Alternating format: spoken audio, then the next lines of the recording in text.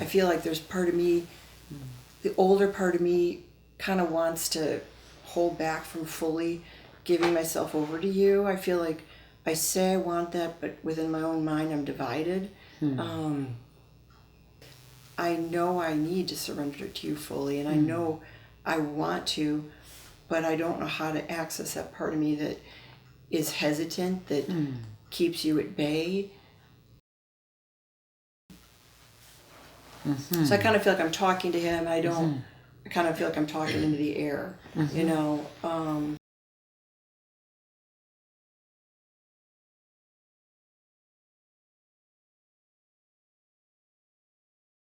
But there's this strange, like, I'll go back to another Immanuel Approach session where I was in this like dark area with him. I couldn't see anything. He said, "Am I enough?" And I said, "Yes, of course." But Lord, I question that. It sounds horrible to say it, but I do. I question that you are enough, because I don't know enough what that means. Like, what does that mean? I have to give up to, like, are you enough? Yeah, more Lord, and I'll just help name this. It feels like there's a part of Sharon. I mean, her adult mind, she knows the truth in her adult mind, in her left hemisphere, but there's some place in her heart where it doesn't feel true yet, where it feels like somehow she's going to lose something important if she totally surrenders herself to you. Yeah, and I don't know how to. What about that, Jesus? Yeah, I just need you to help me find that, where that is that I'm holding on more, because I can't figure it out. Yeah. And I'll just invite whatever place in there, if there's some kid place in there, if there's some part of Sharon that where it doesn't feel true that Jesus is enough, or where it feels scary, it feels like you'll lose something if you surrender to Jesus. I welcome that part of Sharon. You are welcome here. We'll figure this out together. And let me just point something out. Yeah. Jesus he asks. He has totally honored your free will. I know. So that part of Sharon, we'll figure this out together, and we'll get a very clear focus on exactly what you're afraid of. Yeah. And if you still feel like it's a bad plan, you can say no. And Jesus will. And this is also what's so sweet, like what you just been describing, how he would ask, and you would, in different ways, you weren't fully ready, so you basically said no. He hasn't stopped loving you. He hasn't stopped being gentle. He hasn't stopped coming around. He hasn't stopped wooing you. He hasn't stopped protecting you. So it's like, I think it's pretty safe to figure out what you're afraid of. I know it's a teenage part of me. I know it is, because I just don't know how to get there, Lord, or what to do about that. But it just feels like a stubborn, resistant. I've got to take care of everything. I've got to do it on my own. Nobody else is around. We're going to figure it out. If I don't do it, nobody else is going to.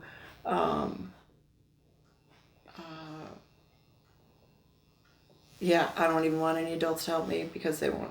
It would. Yeah, that's. It feels like a very, like a snotty teenager. That's the best I can describe. Like that. Yeah, what's the fear, Jesus? Help us get it clear. What is? Okay. Yeah. It's if I. I'll have to be dependent on someone. And that's bad because people aren't reliable. They aren't reliable. Well, I know what I want to say to you, Jesus. Why weren't you more clear? Why weren't you, like when I started to believe in you, why didn't you just like scoop me up in my life, Why didn't I have, why weren't the people to disciple me or teach me about you? I mean, why did I have to figure it all out? It took me so long, like decades, to I mean, why were you so quiet? And not, I mean, I know you. Why didn't you give me a whole lot more help? Yeah. Wait, what? Yeah. So that teenager in there, I join you in that question. Jesus, that's an understandable. Why didn't you give me a lot more help? Yeah. I needed a lot more help. Yes. Why didn't you give me a lot more help? He did bring to mind just now a time when I was really struggling because my dad was an atheist and my mom had just gone back to church, and I was really struggling going between the two households, and how angry my dad would be about I was being indoctrinated. And I went to talk to my pastor, and this is the first time I just said, I'm struggling. My dad's telling me this, my mom's telling me this. I think I believe this, but I don't know what to do about it. And he prayed with me, and I just remember I didn't feel that struggle afterwards. It's like I somehow knew to go in and talk to him. So the struggle with my dad, I mean, it wasn't it wasn't brutal every time I'd get together with him.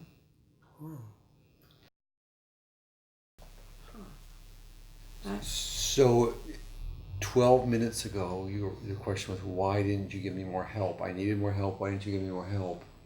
And possibly he's gently showing you ways in which he was helping what you weren't aware of. Am I perceiving that correctly? I think so. That's funny. Okay, well that's so that teenager, what about letting Jesus be a little closer and continuing the conversation? That's okay. Yeah. So Lord, we welcome you to be just, you know, exactly the right measure of the next step forward.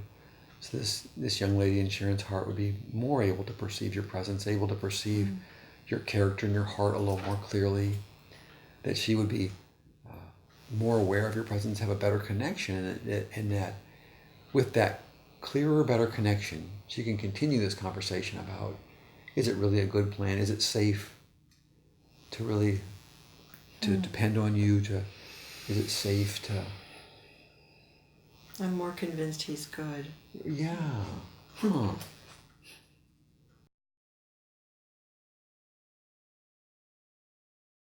I'm more aware of my flaws and my own pride, but not in a condemning way. Like I'm more aware of how I need Jesus and how I need a savior, as opposed to feeling like I've got everything under control and I can do it. So I'm just aware of my flaws, my humanity, but I trust him more to lean on him. So it's like I can see who I really am, like the truth of it, and not feel beat up about it. So if I hear you right, no shame, No, and no sense of condemnation, no. but just being able to say, I'm weak, or I have a need or a lack in Yeah, this place. yeah. I need more from Jesus. Yeah, like help me with that, please, kind of thing.